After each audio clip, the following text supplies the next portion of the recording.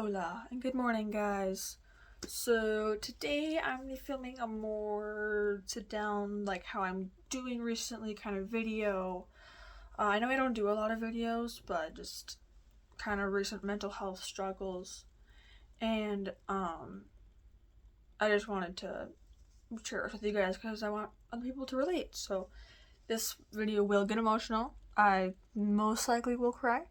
So just fair warning. Also, I don't feel like editing because you're gonna see me reaching for the camera a lot to stop it and pause it. So just deal with it, okay? And with my ADHD, I get off track a lot. So I might have a little notebook that I wrote down last night of just stuff I want to talk about. So if I jump around in my stories a lot, just please forgive me. With that said, let's get started. Okay, so as you guys know me, I'm Julia. Hey. Some details I'm gonna be really vague about because they're more personal. But so I'm 14 years old, and so it's 2024 as of filming. And last fall, I got tested and diagnosed with anxiety, depression, ADHD.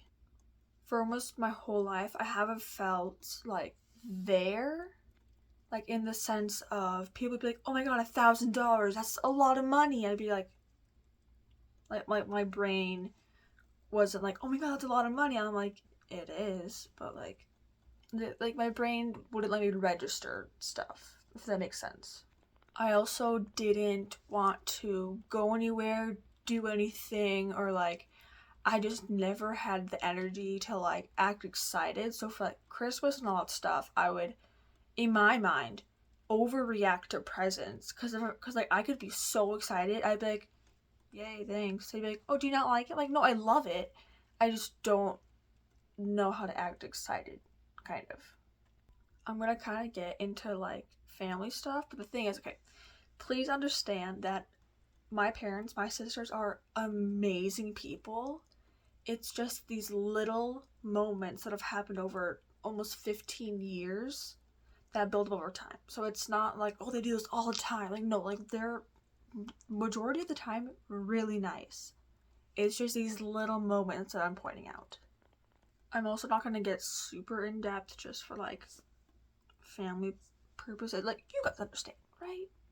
Okay, so my dad, he grew up on a farm, and so he was like the very, like, his dad was the very strict, like, get this done, get it done now. If you do it, congrats.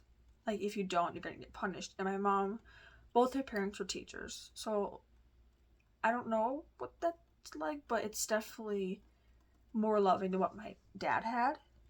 Dad, if you're watching this, hi, love you. But my dad's a very sweet person. He's the kindest person I know. He's nothing like how his dad was to him. And now my grandpa is really nice and does say like I love you all the time and whatnot. But he also lives like an hour away, so we don't see him as often. But he now does say that. But like I thank you so much, Dad, for not being that like my way or the highway parent and telling us like oh I love you instead of yelling. Don't get me wrong, my parents yell at me all the time because I do dumb things. I get in trouble, right? But like, do you guys ever have that where like you think your parents like overreacted sometimes? Yeah, that also was probably just me though. Knowing me, I probably did some really dumb stuff. So thank you for that. I'm looking at my list of stuff and we got a lot to get through. I gotta speed this thing up, man. Okay, so I have two older sisters. One is almost 17 and the other one's 19. And it's everyone's like, "Oh my god, the youngest is great. The youngest is fantastic." For your family, for my family, at least in my perspective, is different. Like in my case, I feel overpowered all the time. I feel like I'm in their shadow because both my sisters are incredible at drawing. Like last time I checked, have like straight A's, and they do theater, they did choir, they did all these things, and I feel like I have like But like one of my sisters writes books. The other one wants to be like a marine biologist, and I feel like I have to do something super important like they did in order to be worthy.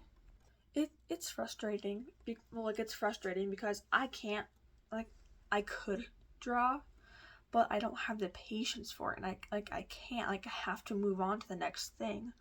Or so I'm really bad at like summarizing or comprehending things. That's why I hate the language arts class. No matter how nice the teacher is, I don't like the class just because I don't understand it. So it's really hard. My parents and family, like sisters, are like, "Why don't you understand it? Like it means this." I'm like, "Well, I can't. I don't understand. Like I can't comprehend that." Or like even singing. My oldest sister, her voice is so pretty. Her singing voice is so pretty. Both of them.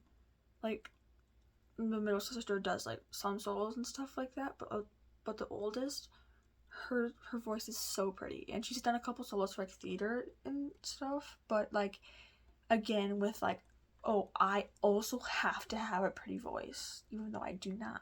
I have been in theater the past 3 years from 6th, 7th, and 8th grade. Yeah, I'm gonna be a freshman. So excited. But I felt like at first I had to join theater because they did theater, but now I've actually really learned to love it myself. So that's, hey, 1 point for Julia. Here's where it's probably gonna get really emotional, so just fair warning. So I'm being to talk about my grandpa Tim. I'll insert a picture here. My grandpa Tim. Oh my gosh, he was just the sweetest person on planet Earth. He loved Winnie the Pooh, so now I have like a bunch of Winnie the Pooh stuff. He loved the movie Rio. I listen to that soundtrack all the time. He loves Scooby Doo. I have like almost every Scooby Doo movie you can think of. I have Scooby Doo pillows. Like I have everything I do is for him. I'm not the biggest fan of playing piano, but I'm never gonna quit doing that because he loved music. He loved piano. So I'm always gonna do piano because he loved that. And everything I do is for him. So for school, we had to write a personal narrative, and we could choose like anything. Like it could be leaves on a tree. So it's something random. So I chose my grandpa Tim's death and that whole story because I felt that it needed to be shared. So I'm gonna read it to you guys. Okay, it goes a little something like this. Normally, I love going places and being in cars, but this was the worst car ride and visit of my life. Okay, let's back up a little. Words are my favorite thing, guys. Okay, let's back up a little bit. I would like to think my grandpa and I had a pretty good relationship. I always remembered him as this Winnie the Pooh loving, guitar playing, always up for a good time grandpa. My sisters recall him blowing vape smoke in their faces, and he was part of an AA. But I don't recall any of this. One day my sisters and I were on our bikes with our little training wheels, and we would ride a bike pardon me, and we would bike up a little hill to my neighbor's driveway and just fly down their driveway and try not to get hit by cars. While I was about to bike up that little hill, my parents rushed outside on the phone. My mom yelled, "Girls, put your bikes in the garage and get in the car now." So my sisters and I put our bikes in the garage, and we got into the van. I was so excited because I thought we were going somewhere. My little 5-year-old brain was like, "Oh, are you going to the zoo? Are we going to a park? Are we going to get ice cream?" I was very wrong. The teachers are already starting, man. We were in the car and I was watching all the trees go by when we pulled into a parking ramp. My dad ran out of the car and, oh my lord. So he left the car and ran inside of the building. My sisters, my mom, and I stayed in the car. My mom gets a phone call from my dad telling us to come in, so we follow our mom into this strange building, and all I remember was just like a long set of stairs. We entered a long, pale, yellow hallway. My mom was trying to get me. My mom was trying to get me to wait before going into the room, so we looked on top of the counter, where like the nurses sit in like hallways and stuff like that. Like there was like, yeah, I could barely see over, and we looked at a baby's like growth and stuff. Like they had like the like sculptures of like how many months. I just thought that it was interesting. I went back to the waiting room, and me and my sisters found a mirror. Hey Julia, look at this mirror, my sister said as she hid behind half of the mirror and put her arms and legs out to make it look like she was floating. I'm floating, she said. I, I laughed and tried to do it too. Then our parents came back into the room and looked very sad and scared. They took our hands and led us back down the hallway. But walking down this time was different. I saw people being pronounced dead, and nurses cleaning out rooms, people being wheeled out on stretchers with a white cloth over their faces. It all seemed to be going in slow motion. We finally get to the room, and I see him laying on the bed, hooked up to all those monitors, tubes were stuck down his throat, and blood was being pumped into his body. Quick little intermission. So imagine being a 5-year-old and seeing your grandpa, your best friend in the whole world, the only person who understood you, in a hospital with tubes stuck down his throat, all these monitors beeping, stuff over his heart, there's needles in him, there's all these fluids going in and out of him, and like 20 people surrounding him, and you had no idea what was going on. I asked, "What happened to Grandpa? Grandpa? Wake up, please." My mom just answered, "He's sleeping. Don't wake him. He's really tired." And I just said, "Okay," because I didn't understand what was happening. While we were in the rooms, I heard my grandma crying. Then I heard her say, trying to fight back tears, "We were on our way to your house," and Tim grabbed his chest.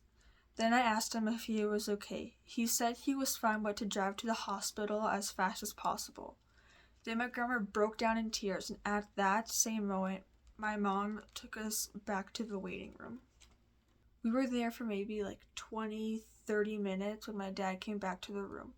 He's like, "Hey girls, you know what? You know how Grandpa was in that room?" And then we all nodded. "Well, Grandpa had an accident and he died." That's what my dad said. That was the first time I ever saw my dad cry, and I hated every second of it. Everyone was crying except for me. I had no idea what was happening. And what I say next is the worst thing I've ever said in my entire life, and people bully me for it, and I want to kick their faces in. I said, "At least he was good while he lasted, right?" I still will not say that something will last because I know it won't. So I try to savor every moment in life. I know that pain will go away, but it always will leave a little hole burnt in my heart. That's the end of the story. And like I said, I do everything for him. He was my best friend and the only one who understood me. And we used to play this game where he'd be sitting on the couch and then my grandma would take a photo to like do this thing, right? And so a lot of times it was me and my grandpa Tim. He would always sit on the couch and I'd go behind him. I'd be like, "Grandpa, your hair's messed up." He's like, "Oh, fix it." And so I'd mess his hair up and he'd be like, "Oh, does it look better?" I'd be like, "No." He'd be like, "Then why'd you mess it up?" Or we used to pretend like we'd massage his back, but it was really our feet and he didn't know. And or like we'd play hide and seek, we'd scare him, and it was just the best. And it's a pain that he's gone. Look at all these segues I'm making. Point to Julia. Okay, anyway. My biggest fear is death. And not in the way you think, like, oh, I'm scared of dying. No, what I'm scared of is, so I'm Christian, but I'm not like, oh yeah, God. Like, I'm not like a bajillion % God all the time. Like, I have room for, I have wiggle room. But, so, what I'm scared of is that, so I believe that my grandpa's in heaven right now, and he's down there looking at me, protecting me from whatever, proud of me. But what I'm scared of is that everything's a lie, and that when you die, it's just black. And I don't ever get to see him again, and that's scary to me, because I want to be able to see my loved ones, like, in many, many, many years from now, like, when my parents pass away, I want to be able to see them again. Any animals I have, when they pass away, I want to see them again. But, like, the horse I used to ride, Zippy, she passed away. I want to see everybody again. I don't know how they're gonna look, I don't care. I just need to see them again. One thing I hate about my life is I feel like I can't really tell anybody anything, so that's what you guys are kind of for. I see, right now I'm just talking to a camera, but I feel like I could help people, and that's what I want to do. Because, like, I can't tell my friends that, like, oh, I feel depressed, because they have their own issues, and I already know that they're, like, undiagnosed depression, and I don't want to add more to that and be the cause for them ending it all. And I wouldn't know what to do if that were to happen. I also can't really tell my parents anything, because I hate how I look. I hate it so much. That's why I changed all the time. Like, my hair's I want to be more muscular, because that's not really anything. I don't like how my chest looks. I hate my stomach. Like, I have a body positive platform, but myself, I don't like how I look. Like, my face, I think, looks stupid. So stupid. I don't like how anything looks.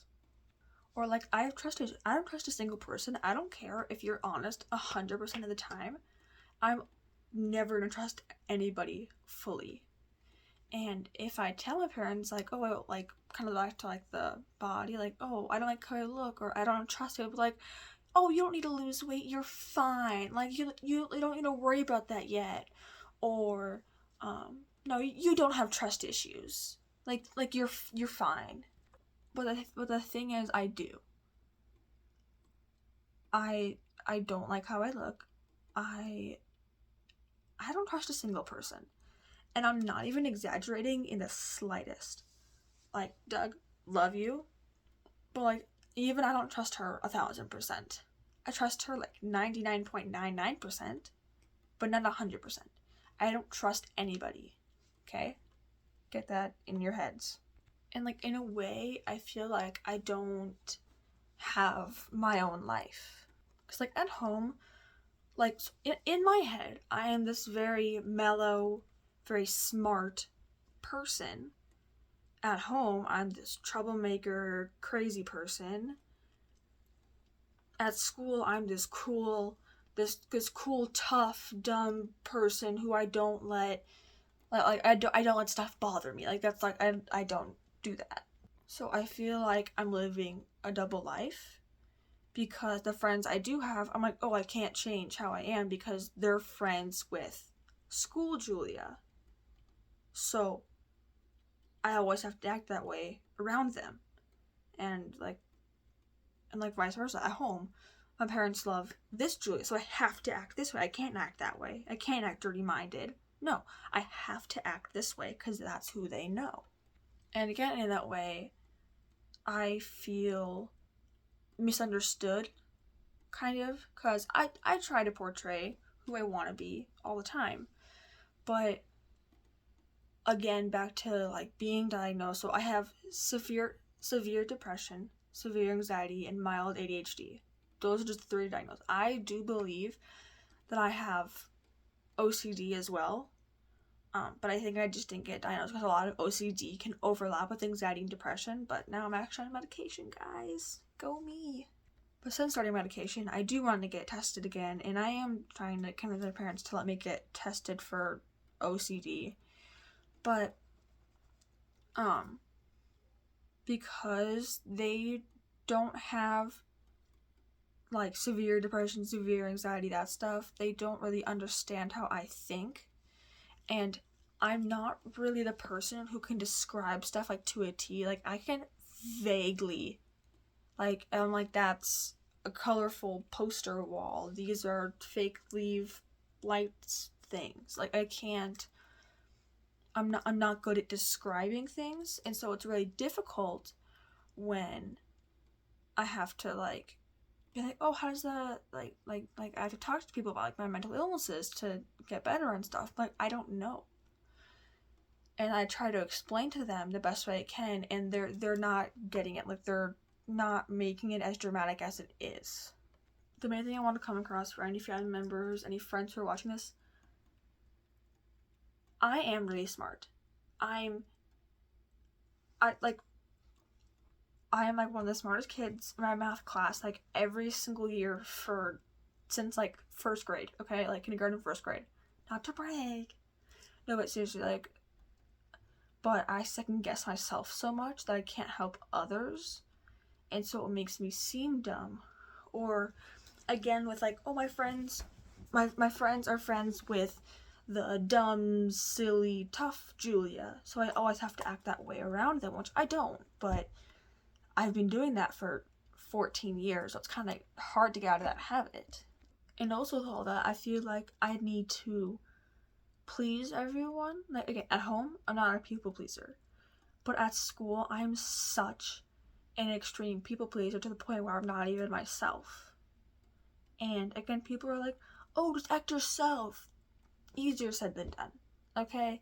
That's like shoot an arrow for the first time and get it on the bullseye from 100 feet away perfectly. Like, you're not gonna, okay? Like, that's not how that works. But yeah, I feel invisible. I feel like I can't be who I truly am.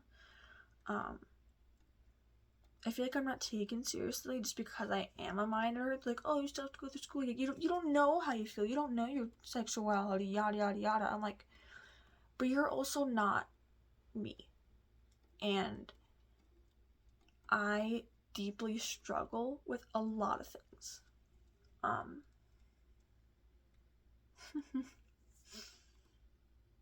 We love tears. Anyway, what was I talking about? Great question, Julia. Right, feeling invisible, that stuff. Okay, so I have a family of 5, right? Parents, 2 older sisters, me, and I have a cat, but I don't really count that as a family member. It's difficult because my parents, they're best friends, right? So my parents have each other.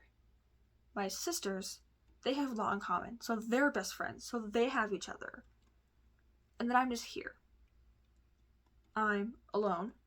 My best friend lives 30 minutes away, and it's ridiculous to have them come over every single day, okay? And so I can't, like, plus they're dating someone, so I can't talk to them all the time, right? Like, plus they have their own stuff going on. But it's difficult because my parent, like, I've talked to my parents about this before, like, how I don't have anyone, and they're like, oh, no, you have us. I'm like, you say that, but that's never how it works out. My sisters have each other. My parents have each other. I'm just here, okay? I'm not gonna spend my whole life with a cat. I've been trying to convince my parents for however long to get a dog. Not just any dog.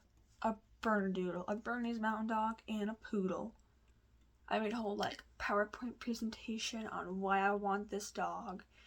Because I want it for mental health benefits. I don't want it just because, oh, I want a dog. Yes, it would be nice to have a dog, but I mainly just want it for mental health benefits and being an emotional support dog because I feel like I don't have anybody And just being with animals in general brings me so much joy. So another thing about me is I ride horses. And I've done horse stuff since I was 5, so almost 10 years I've been doing horse stuff. And for the past like 5 or something like that, I've been like going to a horse camp, like we ride horses, and this is in the summer. But just recently, the horse I ride, the horse I posted about, Zippy, she sadly passed away. She was really old, but she was a really good horse. Really good horse. But, so the instructor didn't have lessons this year because they were down 2 lesson horses because Zippy died, and then they sold another horse who like still lives there at the farm or whatnot, but isn't a lesson horse, and she's much happier not being a lesson horse. And yes, I do have other horses, but they're still in training, so it'd be kind of dangerous to have a not fully broken in horse have little kids on their back. Yeah, that wouldn't be good. But so the main thing I loved is the instructor had like, I don't know how big an acre is, guys. Okay, don't come after me. But they had like a couple acres of like super tall grass that they mowed paths in for trail rides and stuff. And just last year I got upgraded to doing trail rides on my own. I don't go fast, guys. Okay, I don't go fast in a trot. Thank you. Anyway, and so that is what made me less anxious. Like, I remember this one specific time. Like, have you guys ever stood in like warm rain when it's like hot outside but it starts raining? And it was the best thing ever because I was on top of Zippy and it started warm raining and it was like cloudy, but we started like trotting and walking, and it was the most magical feeling in the world. Here's another little quick intermission. I'm starting a business, guys, so just watch out for that. If you know me, I can't be serious the whole time, so ignore the little intermissions. The hardest thing I am doing is differentiating my real friends from my fake friends. And I know of 2 people who I know for a fact are my real friends, but I never get to see them ever. So, more to that later. But in case you guys didn't know, I'm very much single like a Pringle. Okay, this next thing I'm talking about include these people, and these are not their real names. Okay, I chose the most like basic white girl names I could find. We have Sally, Lucy, Rose, Ruth, and Anna. I just realized that Anna is my friend's name that is not part of this story, but as like my co-star in theater. So if you're watching this, Anna, it's not about you, okay? I promise. I will link her channel down below though, so please go check it out. Okay, if you don't know now, if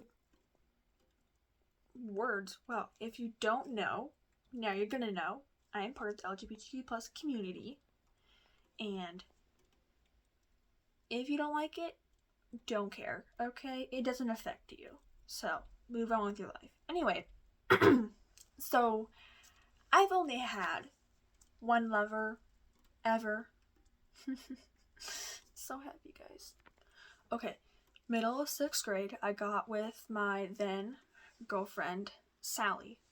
And me and Sally dated for a long time before we even told our parents. We waited like, I don't know. We dated for almost a full year. I think April. I don't know, man. Don't ask me the date. But so yeah, I dated a girl, guys. Okay, so my ex and I, so Sally and I got together with the help of Anna, and so I don't even know how Sally and I met. Like, if you ask me, I'm like, I don't know. We had like a couple classes together, but I don't remember which one we actually became friends in. Anyway, so we have this thing called WIN. where you can get like homework done, talk to friends, and in 6th grade all we did was like watch movies all the time. And Mr. Smith, that's what we're gonna call him Mr. Smith in Mr. Smith's class. And so, introducing a new character, Claire. So me, Sally, and Claire are all in Mr. Smith's wing class, and I met Claire through Sally. So Claire and Sally have been friends since like 3rd grade or whatever, and I'm over here. I like her, and then we're friends. Yay! Anyway, and so, those two were also friends with my friend Rose. So now it's the four of us, and so we're sitting at lunch, and that's what we call the four of us. Like the four of us is like the OG friend group. That's what I call it anyway. So it would be like super long table, the 4 of us down here, the rest boys. Dear God. Okay, so at this point, this is like fast forward through rest of 6th grade year, through that summer to after February? No. Like mid January of my 7th grade year. I have Win with Sally yet again. And one day during Win, my friend Sally, well, my girlfriend Sally, passes me a note that just says we need to talk, and I'm like, oh crap, what did I do? Oh crap. I'm like freaking out, like one would. And so right after that, we had lunch. So tension was gonna be a little high at lunch, but it's fine. Now at this point, we're gonna introduce Lucy. So Lucy's also sitting with us at this point. So it's me, Rose, Sally, Claire, Lucy, and then Rose kind of has a boyfriend, kind of doesn't. They're kind of broken up at this point. Okay, whatever. Not important. And so, on the walk to lunch, Sally breaks up with me. And this is my first ever love. We were both each other's first love. And so I'm obviously devastated, like one would. And so I'm trying not to cry, right? So I just, so there's 2 entries to the cafeteria. And so she enters this way, I enter this way. So we separate. Anyway, so I was gonna go sit with Anna at her table, because Anna sat at a different table at the time. So I was gonna go sit with Anna. But this is one thing I'm still kind of sour about. So I was standing there waiting for Anna to get there so I could ask if I could sit with them, right? And then Sally, lovely little Sally, comes over and just sits down. And I don't know why I'm sour about it. I just am. It wasn't a good day. Okay, reasonably wasn't a good day. And so eventually I go back to the OG friend group table, and I'm sitting there, and so we always walk over to this friend group. We always walk over to each other's tables just to tell them something, run back, probably something dirty minded, right? So before lunch, Anna comes over, right? And Anna's just talking with us or whatever, and I'm sitting here like this, like super depressed, zoned out, because I was just broken up with. One would be sad, you should be. Anyway, and so Anna and I always have a joke, oh, you look depressed, as a joke, right? And I'm like, I am. And she's just like, why? And I just broke down in tears. I'm like, Sally broke up with me. And mind you, this was more embarrassing than I thought I would ever be embarrassed, because here's where I am. Here to here, boys. Then there's a table behind us here. That's also, so I'm here. So it's back here to here, boys.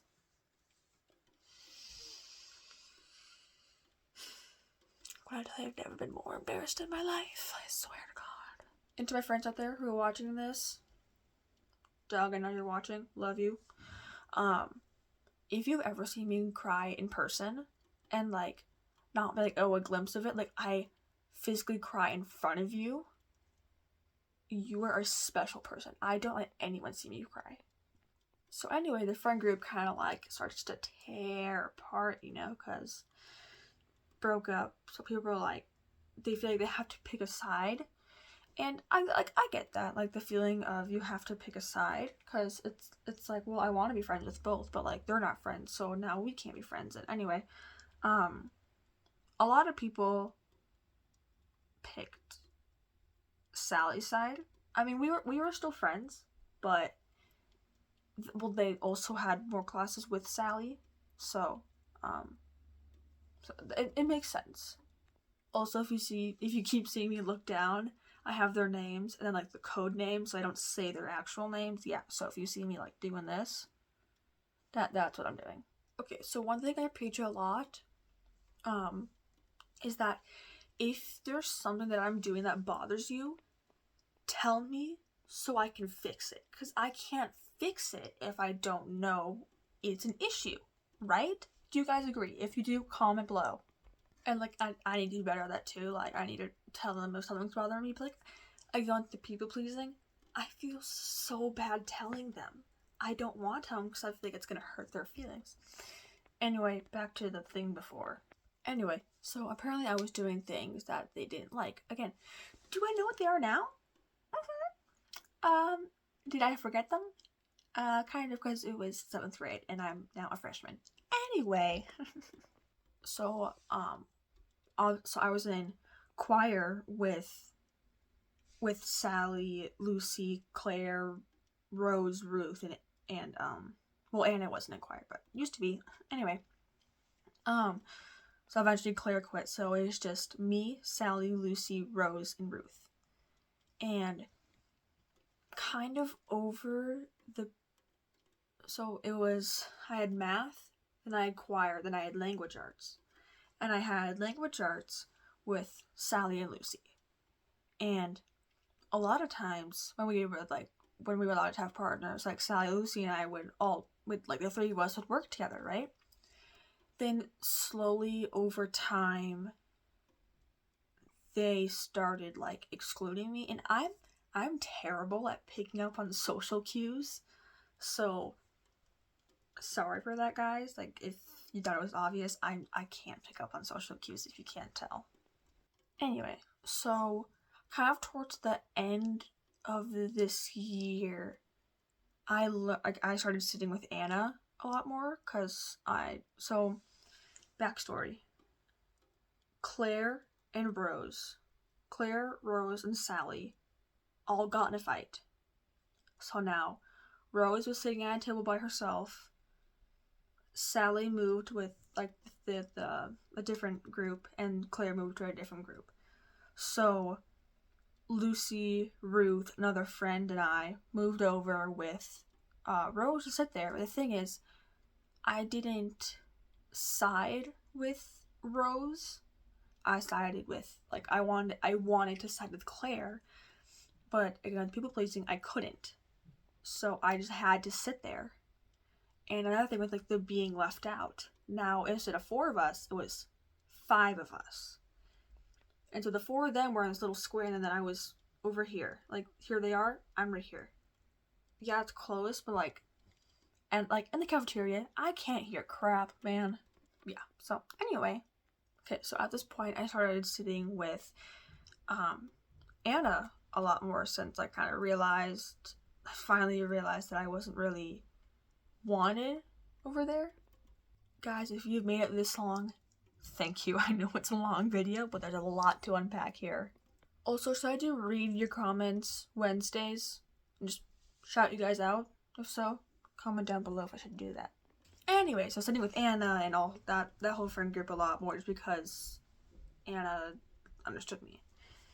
And so at the other table, little did I know they were talking crap behind my back. Wow, what a surprise. So everyone came up with the conclusion that just because I'm part of the LGBTQ plus community, I all of a sudden have a crush on Anna and Lucy, which do not. I love them like family. Like, when I become like good friends with you, I love you like family. Like, I will do anything for you, but they kind of stabbed me in the back, so I'm about to hit him over the head with a shovel. That was aggressive, but anyway. So they had all concluded that I had a crush on those two. I'm like, I don't. And so eventually, I made a group chat of me, Sally, Lucy, and Rose. And so I messaged them. I'm like, okay, there's rumors going around that I have a crush on these two people. I don't. I want to know what started the rumors. I don't know what I did. I still don't know what I did to start those rumors. But then they just started going off on me. And y'all, look at these disgusting Gucci bags under my eyes. Holy moly. Anyway, they all started going off me, and I'm not even gonna get into that. That's a whole nother story. But middle of the fight, Lucy texts me individually. Long story short, everyone was upset that I liked. So I had a crush on some of the same people that my ex Sally had a crush on, right? And that's okay. You're allowed to have a crush on the same people. They're not marked as yours. You don't own them. But Sally couldn't get that in her head. And actually, a couple months before that, Sally and her boyfriend, Frank, we're gonna call him Frank, broke up. Frank broke up with her. And so at some point in the argument, Sally says, well, Frank doesn't love you. I wanted a text back so bad. Well, he clearly doesn't love you either. Oh my god, that would have been so good. But now I have to be the bigger person, whatever. I just realized I skipped over the whole texting me individual thing. Okay, well, Lucy said, sorry, done with the drama, we can't be friends anymore. But she kind of is the drama. Anyway, so, and they never answered my first question, so I tried asking again, and they're like, Julia, I'm done. And the fun thing is, after that, like, 4-hour-long fight over text, I had a banquet to go to with Rose and Sally. So I just sat with another one of my friends on my dance team and just didn't talk to them. I thought you where I got this. Got this cool bracelet, guys. Permanent bracelet. Love it so much. I fiddle with it all the time. Anyway, personally, I think I won the argument because I had... Okay, one of my favorite things to do is when people argue with me over text, they're like, you're not being honest. So they decide, you're not being honest. I'm like, yes, I am. They're like, no, you're not. So I looked up the definition of honest, I screenshotted it, and sent it to them. One of my proudest moments ever. Anyway, so fast forward to now. I haven't spoken to Sally. Actually, one day, Sally called me, but I was like asleep. So I tried calling Sally back like multiple times. Like over like a month, I tried like texting her every day. I'm like, you good? Like, can I help you with something? Like, nope, no response. So I just gave up. So haven't talked to Sally, nor do I care to. Haven't talked to Lucy at all either. I would. The thing is, some of these people I would love to be friends with again. Probably not the best for mental health, but they were also really good. Like they could be good people. But so, my friend Rose, I have hip hop with her. So like I have dance with her and other stuff. And towards the end of the year, we have become friends again. We're not best friends, but we definitely are friends. And we kind of rebonded over the fact that like Sally's not a good person. So Sally was mad at me for having like 2 crushes, right? Sally's had a new boyfriend like every month, and she's dated the same person on and off 3 times. But she never loved him in the first place. Also, if they text me after this, be like, oh, you wrote this story about me. Actually, I'm not, because this is about Sally, Lucy, Rose, Ruth, Anna, Frank, and Claire, and that's not you. So, also, could be about other people. Anyway, so for gym in school, I had gym with Ruth and Claire. Ruth stirs up a lot of drama. Just gonna say that for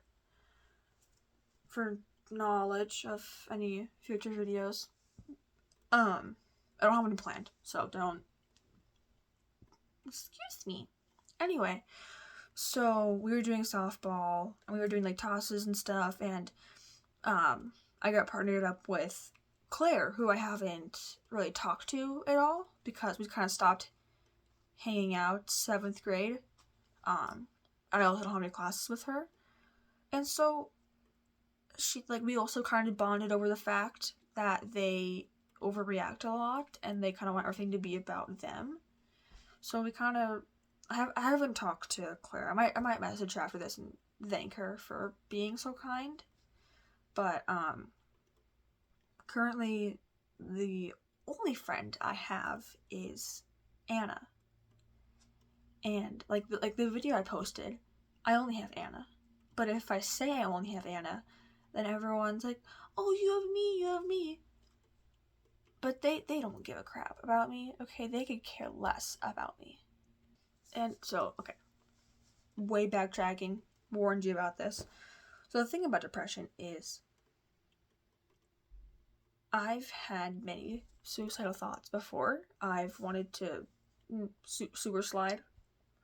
I've wanted to turn off the light switch of life before. I haven't. I want to, but I don't want to, you know? Because, again, with, like, the fear of what if nothing happens?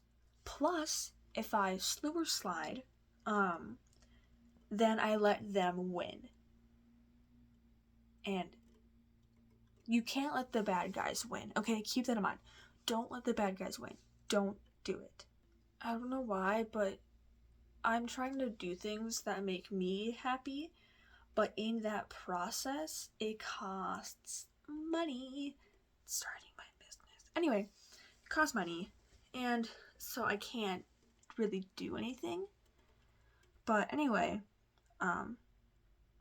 yeah, like, I've always wanted to get married. I've always wanted to have 3 kids. I want to have boys and girls. I just want to do that so bad. If you guys have ever watched Dear Evan Hansen, such a good musical movie, whatever you want to call it, I relate to him so much in the fact that I feel invisible and the crippling anxiety and just that I don't want to be here, but I have to cover up the truth because I feel like I can't be open with people. So it's difficult. I love Dear Evan Hansen so much. The songs and just feeling like you're alone and that, like, another thing with possibly having OCD is every second of every day I feel like people are either laughing at me or someone's gonna break down my window and off me, or someone's gonna bust down that door and like do something bad. Like, I'm constantly in fear. And before I end the video, I want to say thank you. If you've made it this long, either in life or in the video, thank you. And Doug, I really hope you're watching, because you actually saved my life. I've almost offed myself before before I was on medication and I was like really depressed. But then I thought of how my life would be, like, again with the death, but then also how my life would be without Douglas, and if Douglas did it. And like the thing about me and Doug is we're like honorary dates. Like, we always said that like if for prom we both are without a date, we have to do a huge promposal to each other, just like as a joke, because like we like, yeah. And so Doug is one of my best friends in the whole world, and no one could ever beat Doug. Ever. And I love her so much. She's more than family. Oh my god, I love Doug so much. Like, Doug is like my Sam to my Colby. Like, if I was Colby, she'd be Sam. She's the most important person in my life, more than my own family. I hate to say it, but she's been there for me in the roughest times. She helped me through that breakup. She helped me through all my struggles. She is resilient. She can get through her own troubles, and she is just an incredible person.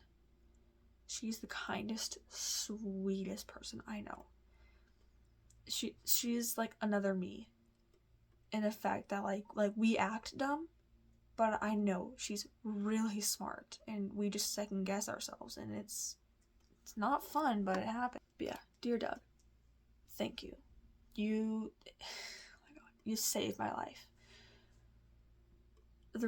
One of the main reasons why I haven't gone over 50% of Slew Slide is because of Doug. Because I love Doug so much. Because of how much fun Doug and I have had. 7th grade math. Only Doug knows what that is. But it's been so much fun, Doug. Like, I've posted the video before, like, oh, if my life was a book, meeting you was the best chapter. No. Meeting you would be the whole book. You have impacted my life so positively that I've made many decisions in my life to try to improve it because you have inspired me. And I thank you for that. I thank you, Doug. You are... I can't even put it into words how amazing, how great, how like you're the best friend I want. Thank you so much. Anyway, so that's today's video. A little bit more of the sad mental health side. But anyway, keep in mind that bizarre is beautiful. So you be your little bizarre self. You do that. You go. Because guess what?